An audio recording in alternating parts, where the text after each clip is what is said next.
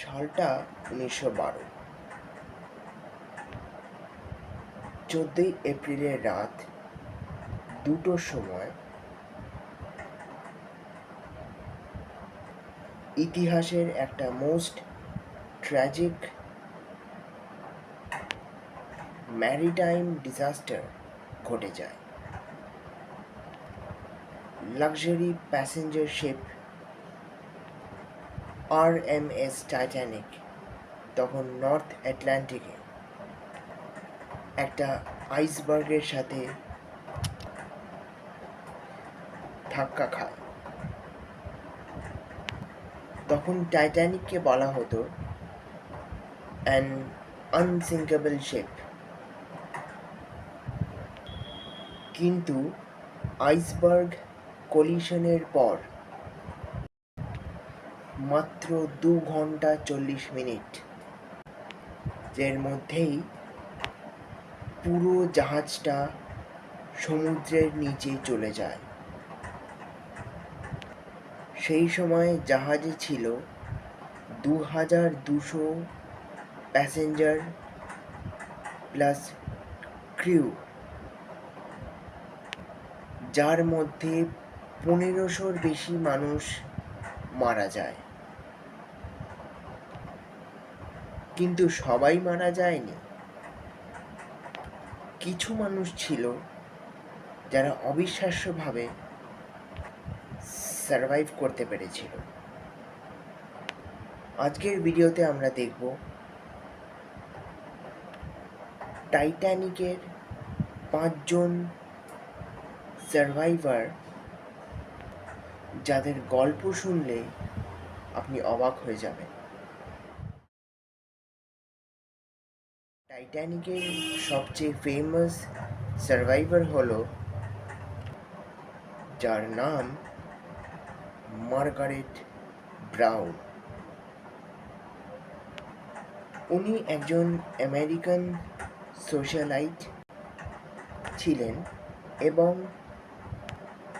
First class passenger হিসেবে travel করছিলেন।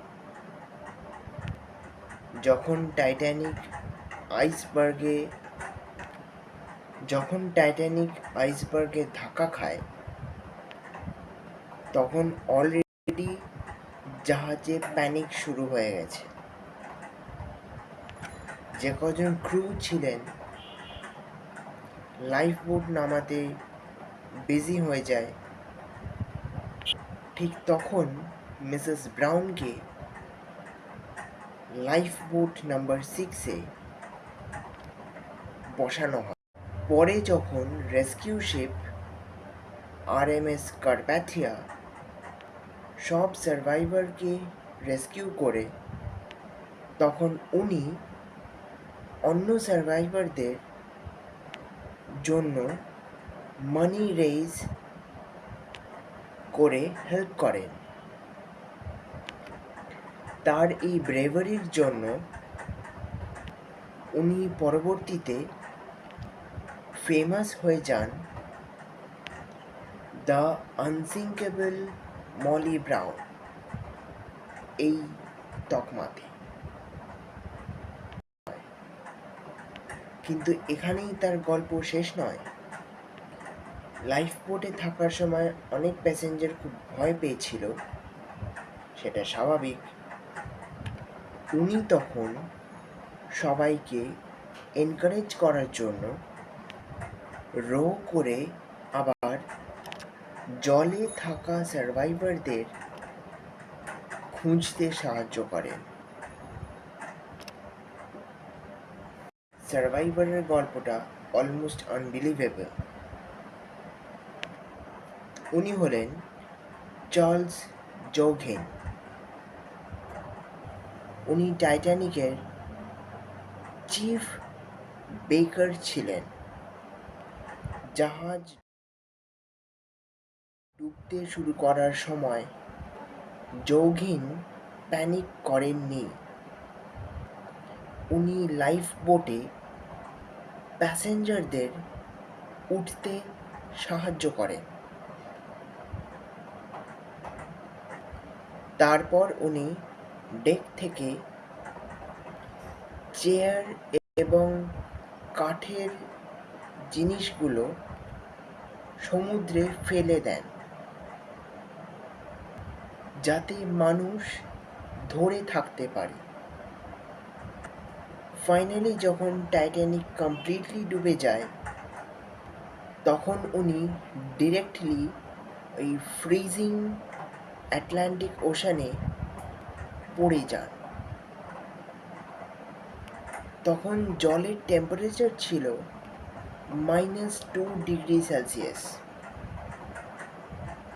Normally এই টেম্পারেচারে মানুষ কিছু মিনিটের মধ্যেই মারা যায়, কিন্তু সারপ্রাইজিংলি উনি প্রায় 2 ঘন্টা ওই জলে থাকার পরেও সারভাইভ করেন।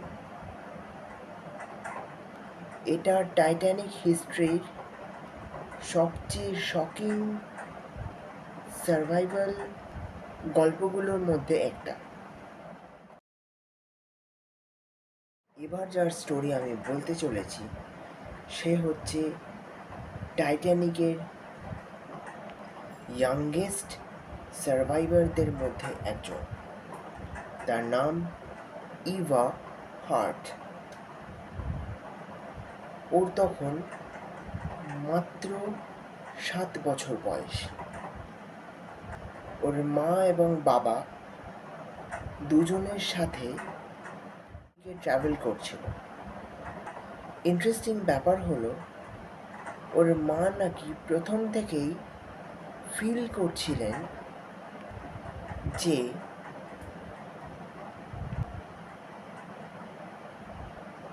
জাহাজটি সুরক্ষিত না।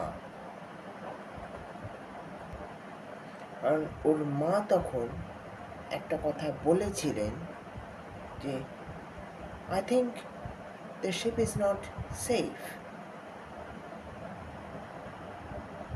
তখনকার মতো সবাই কথাটা উড়িয়ে দিয়েছিল।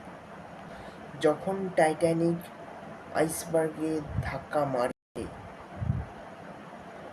ধাক্কা খায়, ইভা এবং তার মা কে লাইফ বোটে বসানো হয়, কিন্তু তার বাবা জাহাজেই থাকেন এবং আনফর্চুনেটলি উনি আর কখনো ফিরে আসেননি।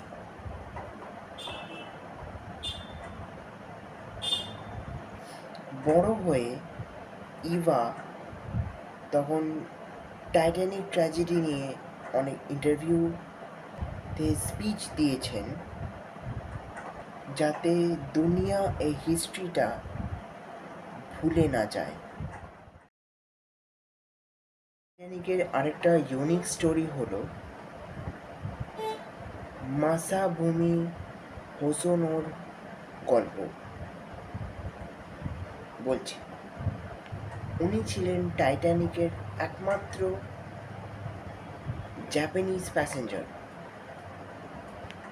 জাহাজ ডোবার সময় উনি একটা লাইফ বোটে